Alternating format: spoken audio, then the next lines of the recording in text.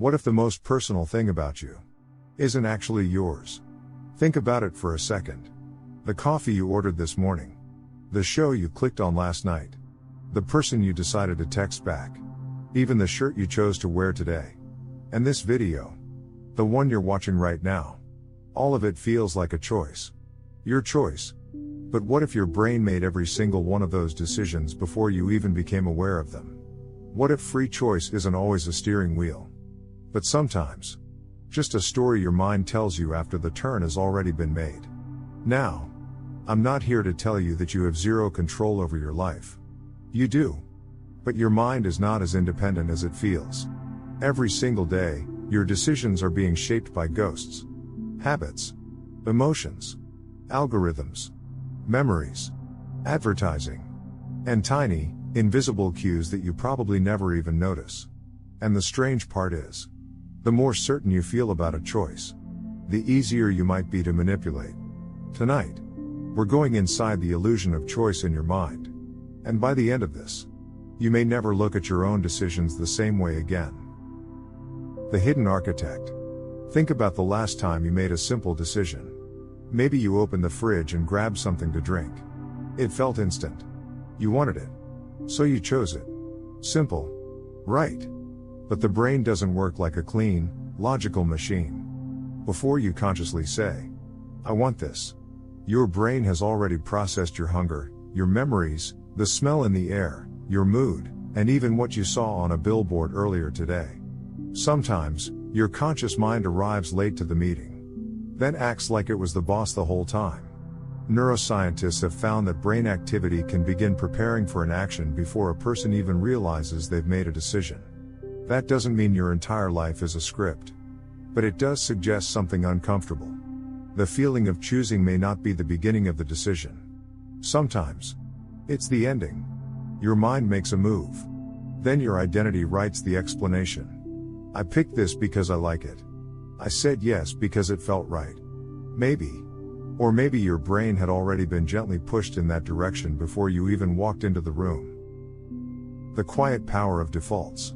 One of the strongest forces controlling your life is also one of the quietest.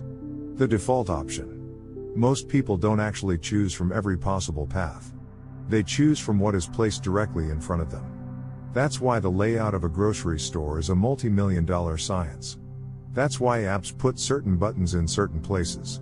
That's why a subscription service makes the Join Now button bright and easy, while the Cancel button feels like it was hidden in a basement with no lights. The default doesn't force you. It just waits. And because the human brain is wired to save energy, we usually accept what requires the least effort. This is why recommended for you is so powerful. It doesn't say, you must watch this. It says, here. This is probably what you want. And after seeing it enough times, you start to believe it. Not because someone is controlling your mind like a movie villain, but because convenience feels like choice. The easiest path becomes the chosen path. And eventually, that path starts to feel like your personality. The trap of too much. Here's the strange twist. You might think more options means more freedom. More shows. More products. More careers. More dating profiles. More everything. But the human mind was never built to handle infinite menus. When there are too many choices, your brain gets tired. You compare. You doubt. You second guess. You worry you picked wrong. This is what psychologists call choice overload. And it turns freedom into pressure. Think about scrolling through a streaming app for 20 minutes. Looking for the perfect movie. Only to end up watching something you've already seen 100 times. That's not because you had no options. It's because you had too many. The modern world gives us endless choice, then quietly profits from our exhaustion. Because when people feel overwhelmed, they become much easier to guide. They click what is trending. They buy what has 5 stars. They follow what everyone else is following. Not because they're weak, but because the brain is desperate for relief. Sometimes, the illusion of choice isn't about having too few doors. It's standing in front of 1,000 doors. Until someone else points at one and says, most people pick this one. The logic mask. We love to believe we make decisions with cold, hard logic. But emotion always gets there first. You don't just buy the car. You buy the feeling of status, safety, or freedom. You don't just choose the brand. You choose the version of yourself that the brand promises you can be. You don't just click a video. You click curiosity, fear, or nostalgia. Then, logic steps in afterward and cleans up the mess. It was a good deal. I did my research. It just made sense. And maybe it did. But emotions aren't background noise. They are the engine. This is why advertising rarely sells the product anymore. It sells the feeling. Belonging. Confidence. Success. The product is what you hold. The emotion is what you actually bought. And once emotion is attached to a choice, your brain will protect it. That's why people defend their decisions even when the facts change. Because changing your mind can feel like losing a piece of who you are. Designed reality. Your choices don't happen in a vacuum. They happen inside environments designed to influence you. The lighting in a store. The music in a restaurant. The colors on an app. The neighborhood you live in. Even your phone is not just a tool. It is an environment.